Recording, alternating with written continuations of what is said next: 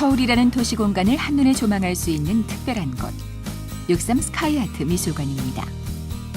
마침 도시 공간에 대한 젊은 작가들의 시선을 담아낸 전시회가 열리고 있었는데요. 작가들은 서울이라는 이 도시를 어떻게 보고 있을까요? 한눈에도 뭔가 답답해 보이는 이 작품은 도시 개발에 따른 문제를 드러내고 있습니다.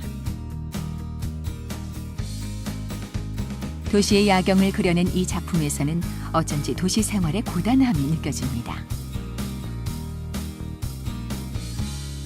여가 생활을 즐기는 현대인의 모습을 담은 작품도 함께 보시죠.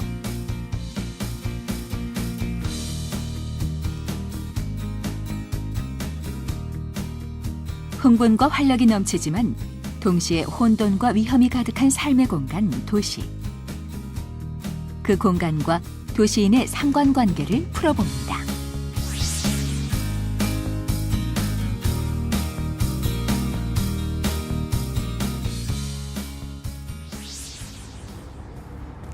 안녕하십니까. 한국사회문제 진행을 맡은 한국방송통신대학교 문화경영학과 교수 백연경입니다. 제가 지금 나와 있는 곳은 서울역입니다. 일제강점기인 1925년 경성역으로 지어진 구역사와 2003년 신축한 새 역사가 함께 공존하고 있는 것을 보실 수 있는데요. 여기서 과거와 현재의 대비라는 시간적 변화뿐만 아니라 인간 활동의 틀이 되는 공간의 변화도 목격하실 수 있습니다. 실제로 인간의 삶이란 시간 속에서 변화해온 만큼이나 공간 속에서 공간과 함께 변화하고 발전해 왔습니다. 특히 이제 도시를 빼놓고서는 현대인의 삶에 대해서 이야기할 수 없을 텐데요. 그럼에도 이제까지 우리는 우리가 살아가고 있는 공간에 대하여 별 생각 없이 주어진 것으로만 생각해온 것은 아닌가 반성을 하게 됩니다. 그래서 오늘은 우리가 살아가고 있는 현대의 도시화 과정은 어떠했고 그 의미는 무엇인지, 우리는 앞으로 어떠한 공간을, 어떠한 도시를 만들어가야 할 것인지에 대해서 함께 공부해 보기로 하겠습니다. 경제자유구역으로 지정된 송도국제도시를 찾았습니다. 2008년 글로벌 금융위기 이후 잠시 주춤했던 개발 사업이 다시 본격화되면서 송도국제도시는 하루가 다르게 변화하고 있습니다. 첨단 기술이 만든 기반 시설과 산업 인프라, 거기에 공항 접근성까지 갖춰 최적의 업무 환경을 제공하고 있는 이 미래형 도시에서 최병두 선생님을 만났습니다. 선생님. 예, 안녕하세요. 안녕하세요. 예. 예. 네, 안녕하세요. 반갑습니다. 예. 예.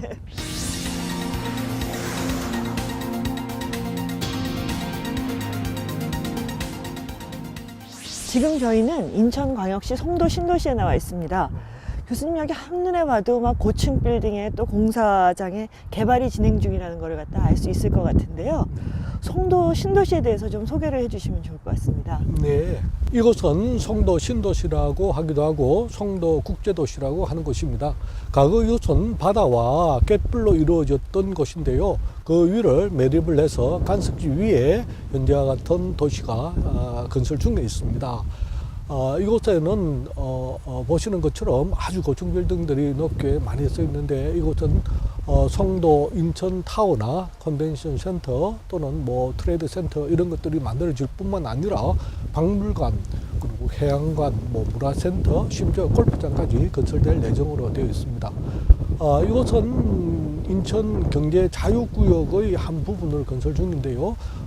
현재 그 인천공항이 위치해 있는 영동도와 그리고 이곳과 비슷하게 현재 개발이 진행 중에 있는 청라지구가 있습니다. 이 세 곳이 인천 경제 자유구역의 개발을 위한 새 축의 이라고 할 수가 있습니다. 최 교수님께서는 우리의 삶이 사회적인 동시에 시공간적이라는 사실을 갖다 강조해 주신 것 같아요. 그러면서 현대 도시를 이해하는 데 있어서도 도시의 공간적인 특성에 대해서 주목해야 한다고 얘기하시면서 사회공간적 변증법이라는 개념을 사용하고 계신데요. 인간은 공간을 떠나서 살아갈 수가 없는 것과 마찬가지로 인간이 만들어내는 사회도 공간을 떠나서는 만들어질 수가 없을 것입니다. 결국 공간 환경은 사회가 발전하는 조건이면서 또한 사회가 발전하는 과정에서 공간 환경은 자기 자신을 또 변화시켜 나가는 것이라고 볼 수가 있습니다. 그러니까 결국 사회와 공간 간의 상호작용을 우리는 사회와 공간의 변정법이다, 이렇게 이야기를 할 수가 있겠습니다. 교통과 통신의 기술이 발달하면서 사람들은 공간보다는 속도나 시간에 더 집중하게 됐습니다. 자연의 공간은 인간의 삶이나 사회 진화에서 부수적 현상으로 간주되어 왔는데요. 모든 인간과 사회가 공간이라는 토대 위에서 생성과 발전, 쇠퇴를 반복하며 살아가고 있는데 반해 정작 그 중요성은 잊은 채 살고 있습니다. 이렇게 현대의 삶에서 도시라는 게 굉장히 중요한 역할을 하는데요. 그렇다면 현대의 도시란 어떤 것이다, 이렇게 정의를 한다면 어떻게 할 수 있을까요? 현대 도시의 개념을 정의하기 위해서는 현대가 무엇을 의미하는가에 대해서 우선 정의가 있어야 현대 도시에 대한 개념 정의가 저는 가능하다고 봅니다. 현대를 개념 정의하기 위해서는 여러 가지 방식들이 있겠습니다만, 우선 현재 우리가 살고 있는 이 사회를 가장 추상적이면서도 가장 확실하게 대변할 수 있는 용어는 현대는 자본주의 사회다라고 이야기를 할 수가 있겠죠. 그러니까 현대의 도시는 역시 자본주의적 도시다 라고 이야기를 할 수 있을 것 같고, 이것은 결국 도시가 자본화되어 나가는 과정 또는 자본이 도시화되는 나가는 과정으로 이해를 할 수 있지 않을까라고 생각을 합니다. 도시 공간은 자본에 의해 다양한 시설물들을 채워갑니다. 이를 통해 사람들은 편리한 환경 속에서 물질적 풍요를 누릴 수 있는데요. 이렇듯 도시 공간은 자본이 몰려드는 곳으로 생산과 소비가 집중되는 경제활동의 중심 무대가 되고 있습니다. 하지만 인구가 증가하면서 과거와 달리 현대의 도시 공간은 풍요와 편리한 환경을 제공하는 대신 다른 한편으로는 도시의 사회, 공간적 불평등을 심화시키고 있습니다. 그렇다면 과거와 현재의 도시는 어떤 차이가 있을까요? 과거와 현대의 얼굴이 공존하고 있는 월미도를 찾았습니다.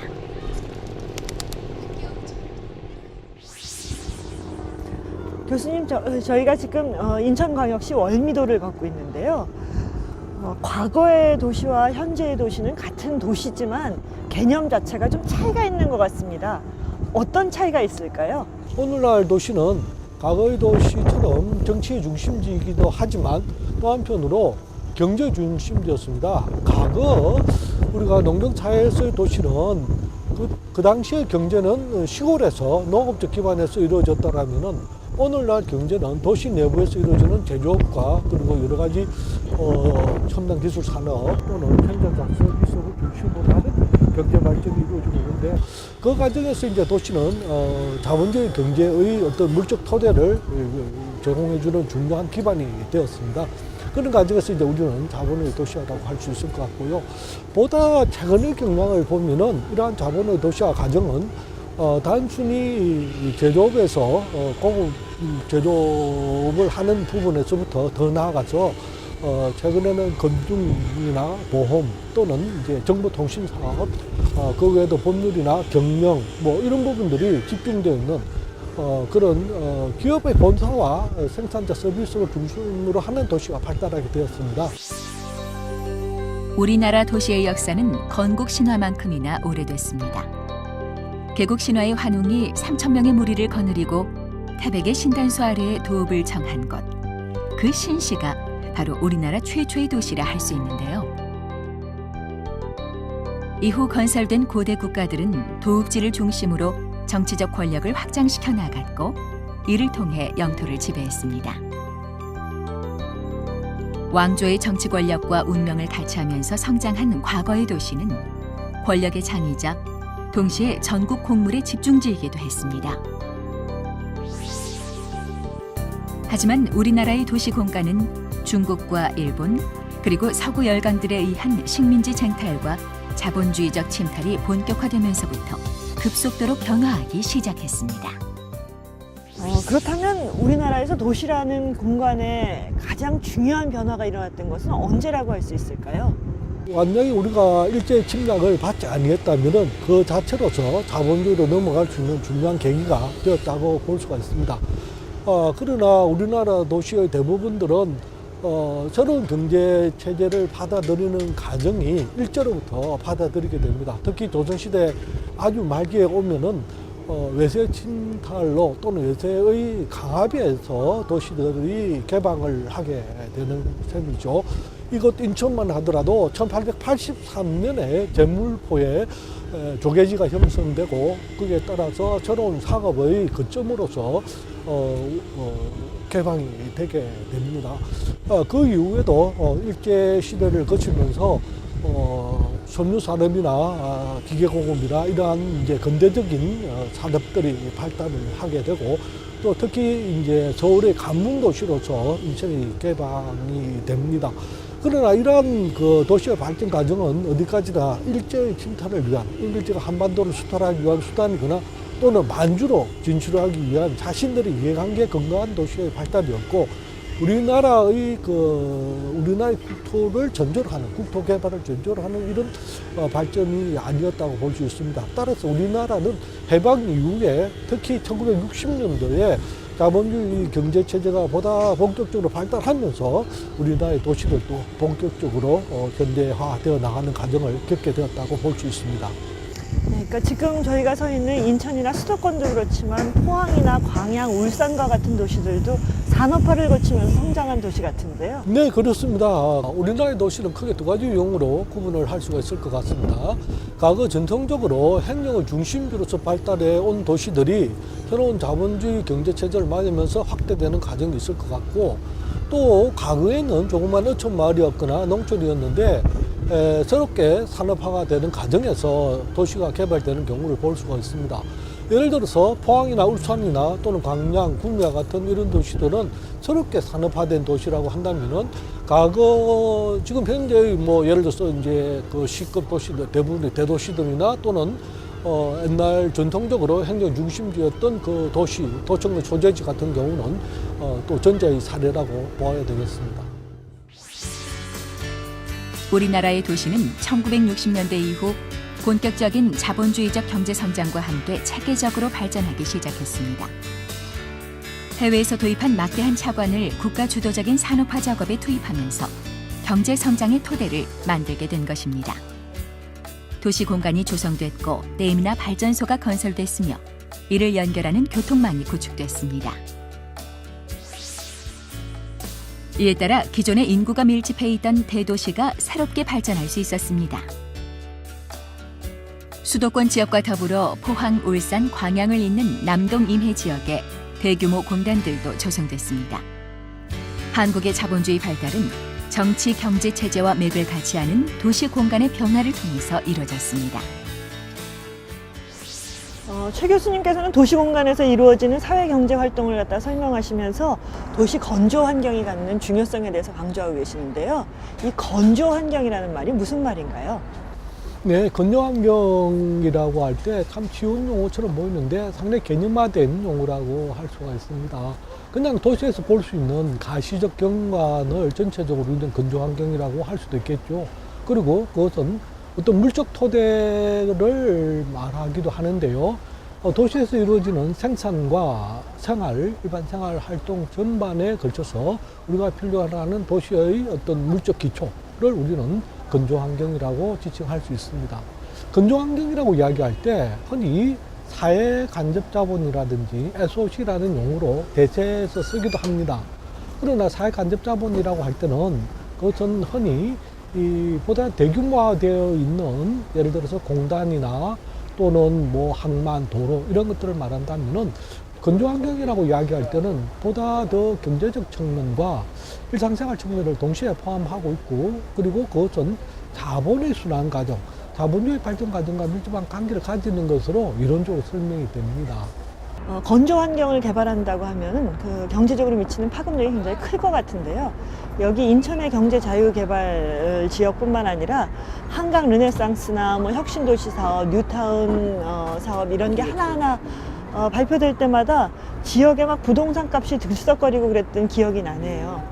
그것은 결국 과거의 재개발은 주거 공간을 보다 더 집약적으로 이용하고 노화된 그러니까 사용 가치가 상대적으로 떨어진 건물들을 다시 건설하기 위해서 이루어졌다면은 최근에 들어서 이루어지는 뉴타운 사업이나 한강 르네상스 산업이나 또는 송도 이 현재 국제도시의 건설은 상대적으로 자본이 많은 상황에서, 즉 유유자본이 발생하고 그 유유자본을 적절하게 새롭게 이용하기 위해서, 즉 유유자본을 새로운 이윤 창출의 기회로 삼기 위해서 도시 재생 사업을 하는 것이고, 그 재생 사업의 가장 중요한 부분이 도시의 건조 환경을 만들어내는 과정이라고 볼 수가 있습니다. 어떻게 보면 도시의 발전을 위해서는 개발이 꼭 필요해 보입니다. 다양한 인프라를 만들면 경제 활동이 원활해지고 그 토대 위에서 자본이 순환되고 축적될 수 있기 때문인데요. 하지만 부동산 투기와 이에 따른 난개발 등의 부작용도 함께 생겨납니다. 그리고 일단 건조 환경을 건설하는 과정부터가 문제인데, 그 건조 환경은 기존의 뭐 예를 들어서 해안을 매립하거나 또는 저소득층의 주거지역, 노화대 주거지역을 밀어버리고 거기에 새롭게 매립을 한 어떤 간척지를 개발하거나 또는 새로운 도시의 어떤 그 주거 아파트 단지를 만들어내거나 주택복합 건물을 짓게 됩니다. 그 과정에서 원주민들이 그 지역에 더 이상 살기 어렵게 되고, 또 때로는 그 지역에 본래 살았던 그 동식물들이나 환경이 파괴되는 그런 경향을 다분히 담고 있다고 봐야 될 것입니다. 사실은 그 용산 참사라고 하는 그 부분에 있어서도 실제로 그 지역 주민들에 대해서 부분적으로 보상을 하기는 합니다. 완전히 보상 없는 재개발이 이루어지지 않기는 하지만, 그러나 충분히 그 사람들이 다른 곳에 가서 살 수 있을 정도로, 또는 그 지역에서 다시 재입주를 할 수 있을 만큼의 어떤 보상이 이루어지지 않고 있기 때문에 그런 문제가 발생하는데요. 도시 문제를 유발했던 재개발 사업은 지난 30-40여 년간 계속되어 오고 있습니다. 건설과 파괴, 그리고 재건설이라는 창조적 파괴의 역사가 되풀이되고 있는 것인데요. 이를 통해 도시 공간은 점점 더 깊숙이 자본 축적 과정에 편입되고 이름만 달리한 생산과 재생산이 반복되고 있습니다. 그런 그 지역 개발뿐만 아니라 또 요즘 보면 뭐 무슨 기업 도시다, 국제 도시다, 혁신 도시다 해가지고 대규모 어떤 도시 개발 프로젝트들도 많이 있는 것 같아요. 여기에 대한 문제점은 없을까요? 네, 과거에 비해 가지고 사실 우리나라의 경우도 90년대까지는 국토 종합 개발 계획이 실제 실효성 있게 집행이 되었습니다. 10년 단위의 장기 계획을 통해서 도시가 건설된다면 상대적으로 전체 국토 공간에서 도시가 어떤 역할을 할 것인가를 사전에 계획하고 거기에 따라서 적정한 기능이 부여되는 도시 개발을 하게 되거든요. 그런데 2000년대 이후의 도시 개발은 주로 우리가 흔히 도시 개발을 프로젝트라고 합니다. 어반 프로젝트, 도시 개발 프로젝트로 하는데, 프로젝트에서 가진 의미는 플래닝, 계획이라는 개념하고는 다르게 계획이란 합리적인 어떤 절차를 통해서 전체를 조망하고 개별적인 도시들이 건설되는 반면에, 개별 도시의 프로젝트라는 것은 그 도시만을 위한 프로젝트 계획이라고 볼 수 있을 것 같고, 그 프로젝트는 그 사업 자체에 초점을 두고 있습니다. 그러다 보니까 그 외의 다른 국토 공간과의 관계를 전혀 고려하지 아니하는 그런 도시 개발이 이루어지고 있고, 또 그 과정에서 실제로 외국 자본이나 또는 역외 자본을 동원하기 위한 어떤 수단들로서 우선 부동산 개발부터 먼저 이루어집니다.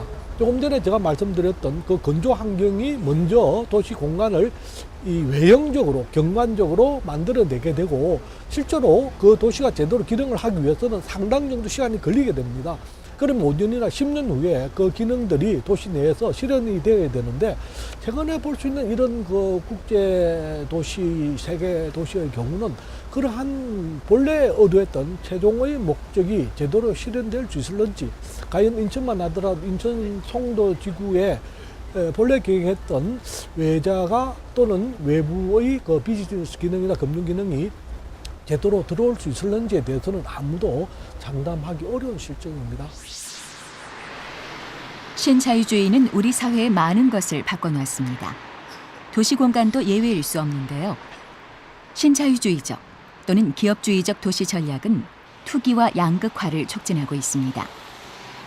동시에 부동산 경기 침체로 인한 소비 위축을 가져오고 이것이 결국 금융위기를 불러와 또다시 개발 중단에 이르게 하는 악순환을 만들고 있습니다.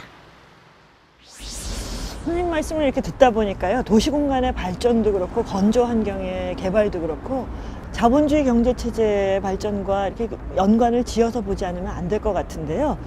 이 현대 도시의 성격에서 단적으로 드러나는 어떤 그 자본주의적인 성격으로는 어떠한 점들을 갖다 짚어볼 수 있을까요? 이제는 현대사에서의 도시의 모든 생산 부분뿐만 아니라 생활 공간까지도 자본주의에 의해서 지배를 받고 있다라고 보아야 될 것입니다. 우리가 지금 조금 전에 말씀드렸던 그 건조 환경도 실제로 그 개념 자체가 데이비드 하비가 제시한 개념인데요. 건조 환경이 만들어지는 과정은 자본의 축적 과정 속에서 상대적으로 약간의 유유자본이 생기고 그 유유자본이 미래의 생산 활동을 위해서 투입되고 그 과정에서 이제 부분적으로 이미 투입된 고정자본 일부분이 이제 생산이나 생활 부분으로 반영되면서 전체적으로 그 가치가 실현되는 과정으로 볼 수가 있습니다. 그런데 문제는 미래에 실제로 그러한 가치가 실현이 될 수 있느냐의 문제는 여전히 아주 중요한 문제로 남아 있습니다.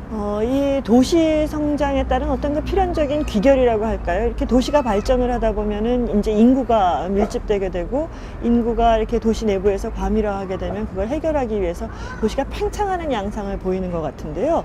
우리나라에서도 1980년대 말에 대규모 신도시 개발을 위해서 힘을 쏟았던 적이 있는 것 같습니다. 도시가 발달하는 과정을 보면은 근대 도시는 사실 새로운 이제 고급 도시로서 발달을 하게 되고 그것에 이제 처음에는 초기에는 인구가 도시 내부로 집중을 하게 됩니다. 그러면은 이제 도시 내에서 생산 활동이 이루어지고 생활의 주거지도 형성이 되겠죠. 근데 계속 이제 인구가 집중하고 사는 밀집하다 보면은 그 기존의 이제 토지 이용이 상대적으로 가밀하거나 또는 문제를 유발하게 됩니다. 그러면은 그 문제를 해결하기 위해서 두 가지 방식이 있겠죠. 하나는 그곳에 재개발을 하는 방식입니다. 기존에 노후화된 시설들을 철거하고 그것의 토지 이용을 보다 고민화하고 고층화시키는 방법이 있겠죠. 또 다른 하나는 외곽으로 그 일정한 시설물들을 확장시켜 나가는 것입니다. 그러니까 도시는 한편으로는 도시 내부의 토지 이용을 고민화하는 한편 도시 외곽으로 공간을 팽창시키는 과정이라고 볼 수가 있겠죠. 그 과정에서 이제 교외화가 촉진되게 되고 그 교외화되는 부분들 속에서 우리는 신도시가 도시 바깥에 많이 건설되는 것을 볼 수가 있습니다. 그럼 지금부터 1980년대에 개발된 도시 중에 한 곳을 함께 같이 방문해 보시죠. 예, 그래 돌아가겠습니다. 예, 자리 이동하면서 예, 같이 그러죠. 계속 얘기 나누시죠. 예.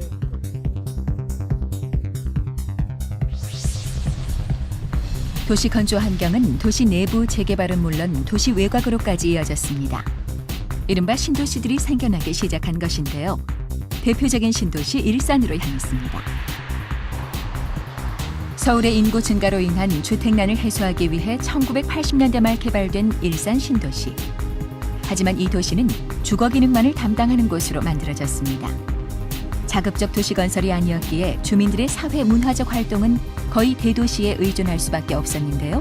그러다 보니 주민들의 불편만 가중됐습니다. 일산은 인구 분산 정책을 위해 건설된 대표적인 신도시 가운데 한 곳이었는데요. 최 교수님께서 일산 신도시 개발의 의미와 배경에 대해서 한번 짚어주시죠.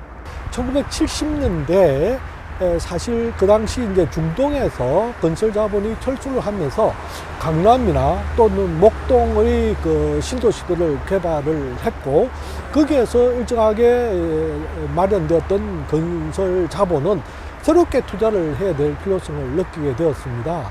그래서 도시 외곽으로 신도시를 건설할 필요성을 또한 자본의 입장에서도 있었고 다른 한편으로는 당시 노태우 정권의 입장으로 보면은 사실 그 이전에 군부 정권의 연장선상에서 노태우 정부가 들어서게 되는데 자신의 어떤 정부의 어떤 정당성을 확보하기 위해서 사실은 일산을 포함해서 그 당시 5대 신도시 개발과 그에 따른 주택 200만 호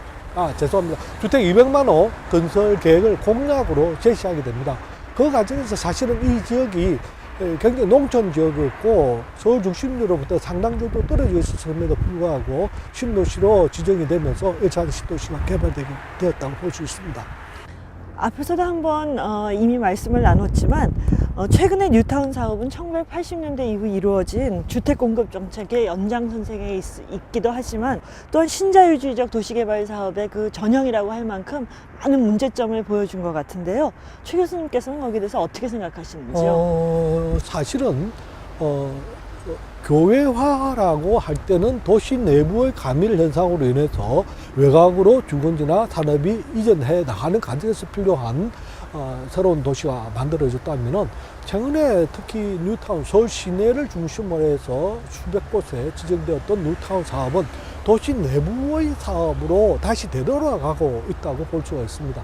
그러나 실제로 우리나라의 뉴타운 사업은 그와 같은 어떤 도시 재생 사업이나 도시 재활성화 사업과는 상당히 다른 모습을 보이고 있는데, 우리나라의 경우는 상대적으로 선거 공약을 중심으로 해서 뉴타운을 지정을 하면은 마치 그 지역의 주민들로서는 상당히 혜택을 받는 것처럼 생각을 했고, 집가가 올라가고 또 그럴듯한 건조 환경과 경관을 볼 수가 있기 때문에 사람들은 거기에 상당히 결용이 되고, 또 정치가들은 그런 주민들의 입장을 동원하면서 자신의 선거 공약으로 내세웠습니다.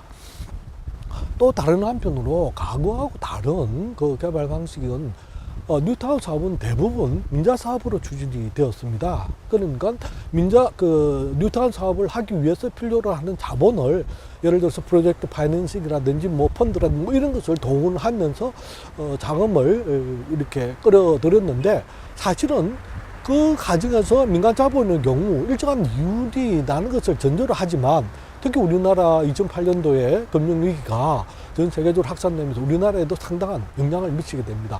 그러다 보니까 금융을 동원할 수 있는 능력이 떨어지게 되고, 금융을 동원할 수 있는 능력이 떨어지니까 사업은 제대로 안 되고, 사업이 제대로 안 되니까 집가나 상대적으로 자산 이득을 얻을 수 있는 기회도 줄어들고, 이게 악순환이 되면서 전체적으로 제대로 사업이 진행이 되지 못했던 그런 상황에 처했다고 볼 수가 있습니다. 신자유주의적 도시화 과정은 많은 한계를 드러냈습니다. 뿐만 아니라 도시를 아주 위험한 공간으로 만들었습니다.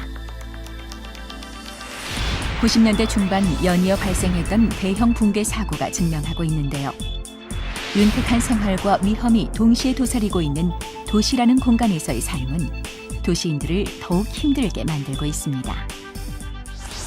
또 성수대교 붕괴나 삼풍백화점 붕괴, 또 대구 지하철 사고 같은 연이은 대형 사고들은 우리 도시 공간에서의 우리의 삶에 깃들어진 그 위험성에 대해서 적나라하게 보여주는 것 같습니다. 여기에 대해서 단순히 인재라는 말이나 근대 기술 문명의 문제라는 말로만은 부족한 것 같은데, 최 교수님께서는 여기에 대해서 자본주의에 내재된 위기로 보고 계시죠?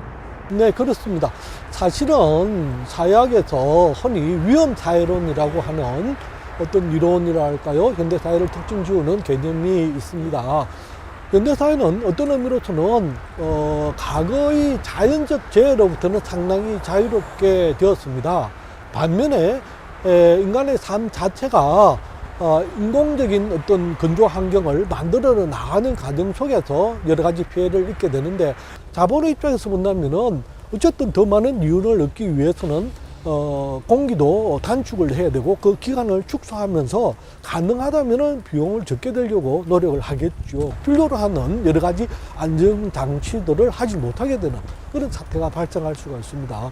그러다 보니까 자연히 사람들에게 그런 사건으로서의 어떤 위험성이 부각되게 되고, 또 한편으로는 전반적으로 자본을 위한 도시의 공간 구조와 건조 환경이 건설되다 보니까 인간의 삶 자체, 인간의 안전성, 그러니까 인간의 어떤 존재론적 안정감을 전제로 하는 도시 건설이 되지 못한다고 볼 수가 있겠죠. 이게 더 포괄적으로 문제가 있다고 하겠습니다. 도시는 소모만 할 뿐 필요한 자원을 스스로 만들어내지는 못합니다. 물이나 전기, 에너지 같은 많은 기본적인 자원들을 외부로부터 끌어와야 합니다. 도시에서 생산되는 많은 폐기물들도 처리할 능력이 없어 도시 외곽으로 보내야 하는데요. 자연을 파괴하고 고갈시키며 소비만을 부추기는 도시. 사람들은 자신의 정체성조차 상실해 가고 있습니다. 어떻게 보면은 현대 도시의 가장 근본적인 문제점은 이렇게 외형적으로 드러나는 문제뿐만 아니라 그 도시 안에서 살아가고 있는 인간들이 주관적으로 느끼는 느낌의 문제이기도 한 것 같습니다. 현대인들은 피곤하다는 말을 입에 달고 사는데요. 현대인들의 삶만 고단한 것이 아닐 것임에도 불구하고 현대의 도시인들이 이렇게 피로를 호소하는 이유는 무엇이라고 할 수 있을까요? 피로를 느끼는 방법, 그 원인 또는 조건은 여러 가지라고 생각을 합니다. 상대적으로 아주 고층 건물 속에 인간이 아주 홀로 존재하는 어떤 외로움을 느끼면은 그것은 어떤 물적 조건 속에서 자신의 어떤 위압감으로 그것은 뭐 물질적인 조건으로서의 위압감이기도 하고 상징의 의미로서의 어떤 위압감이라고 할 수도 있겠죠. 그런 외형적인 위압감도 느낄 뿐만 아니라 조금 전에 저희들이 도시란 기본적으로 자본의 축적 과정과 밀접한 관계를 가진다라고 이야기를 했습니다. 그러다 보니까 자본의 어떤 그 규정력에 의해서 인간이 자신의 삶을 맡겨버릴 수밖에 없는 조건으로 점점 더 심화되어 나가고 있기 때문에 인간은 자신이 물질적으로는 좀 더 많은 어떤 혜택을 누릴 수 있고 또 나름대로 소비는 어느 정도 할 수 있을는지는 모르겠습니다. 그러나 일반적인 도시인들의 입장에서 본다면은 그러한 소비를 하기 위해서는 더 많은 일을 해야 되고 그 일은 자기 자신의 소비나 자신의 삶을 위한 소비, 그 어떤 활동이나 일이 아니라 자본을 축적시키기 위한 일로 점점 빨려 들어가게 되는 것이죠. 사실 과거에는 한 가구에서 가장이 실제로 일을 하고 그 소득으로 상대적으로 그렇게 뭐 물질적으로 풍요하지는 못했지만 가구 생활을 해낼 수 있었습니다. 그러나 요즘은 부부가 같이 맞벌이를 해야 되고 힘들다. 하더라도 힘들어. 그러니까 어떻게 보면 그만큼 이제 소득은 늘릴 수가 있겠죠. 그러나 맞벌이를 하지 아니하면은 도시 생활이 불가능할 정도로 우리 삶이 쫓겨있고 그만큼 피곤하다고 할 수가 있을 것입니다. 나날이 벌어지는 소득 격차. 하지만 실질적인 사용 가치보다는 과시적 소비로 인한 무분별한 지출이 늘고 있습니다. 반면 저소득층의 소비는 더욱 위축되고 있는데요. 공공적 혜택마저도 누리지 못하는 이들이 늘고 있습니다. 도시의 공간은 점점 더 상업화되고 점점 더 자본의 지배를 받으며 현대인들을 도시 유목민으로 떠돌게 하고 있습니다. 요즘 저희가 경험하고 있는 것처럼 도시가 소비와 교통의 중심지가 되면서 도시의 영향력이 점점 커져가지고 도시의 경계 밖으로까지 영향을 미치게 된 것 같은데요. 네, 그렇습니다. 오늘날 도시에는 전체 인구의 90% 이상이 살고 있기 때문에 대부분의 사람들은 도시의 영향하에 있다고 볼 수가 있습니다. 그리고 또한 물리적 공간의 측면에서 보더라도 도시의 그 영향력은 좁은 의미로 우리 흔히 말하는 행정구역 단위를 벗어나서 그 외곽으로 확장되어 나가고 있습니다. 이러한 외곽 확장은 흔히 우리가 교외화 현상이라고 부르는 그런 현상들을 가져오고 있는데요. 도시 외곽에 신도시를 만들어낸다든지 도시 외곽으로 공업이 발달해 나가는 그런 과정을 볼 수가 있습니다. 뿐만 아니라 단순히 한 국가 내에서 도시의 영향력이 확산되고 있을 뿐만 아니라 이제 물리적 공간을 넘어서 국외로 세계적인 확장 과정을 거치게 됩니다. 이러한 확장 과정을 통해서 이제 도시는 국제도시 또는 세계도시로 넘어가게 되겠죠. 예, 그러니까 지금 선생님이 국제도시, 세계도시라는 말씀을 해주셨는데요. 도대체 세계도시라는 것은 무엇이고 요즘 왜 이렇게 많이 증가하고 있는지 설명 부탁드리겠습니다. 국제도시라는 개념은 물론 과거의 도시에서도 찾아볼 수가 있습니다. 과거의 도시들도 역시 국내에서의 중심지였을 뿐만 아니라 국제교육의 중심지이기도 하죠. 그리고 또한 이곳 인천 내에서의 차이나타운이라는 이곳에서도 사실 중국인 거리가 형성되어 있는데 여기에 살고 계시는 분들이 이미 100년 전에 그러니까 조선시대 말기에 건너오신 분들이라고 볼 수가 있습니다.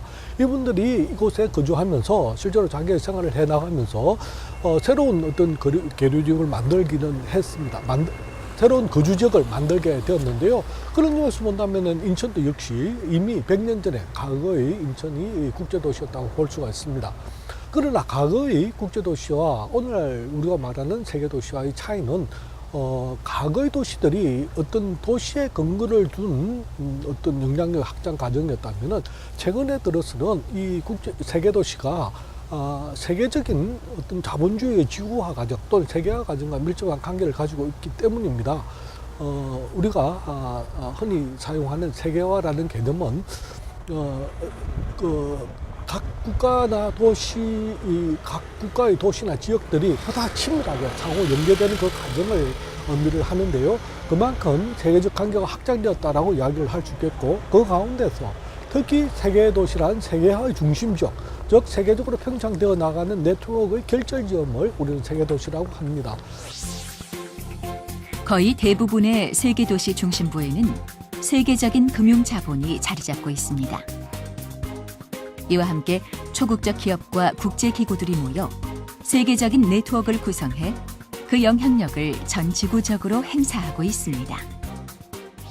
그러니까 다시 말씀드리면은 자본은 오늘날과 같이 교통통신기술의 발달에 따라서 전 세계적으로 초공간적 이동을 하게 됩니다. 그래서 우리는 어떤 의미로서 이제 자본이 탈영토화되었다 이렇게 이야기를 하죠. 그러나 자본의 이동성이 확장되었다고만 해서 자본이 가치를 실현할 수 있는 것은 아니죠.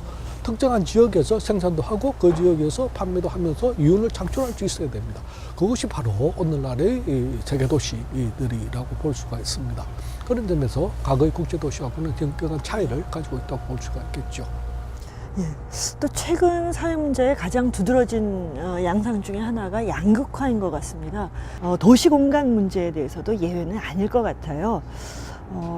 도시라는 곳이 현란한 외형을 자랑하고 풍요로운 소비가 이루어지는 곳이기도 하지만 다른 한편에서는 분명히 낙후되고 빈곤이 집중되는 지역도 있는 것을 보면은 도시의 생활이라는 게 이중적이라는 생각이 듭니다.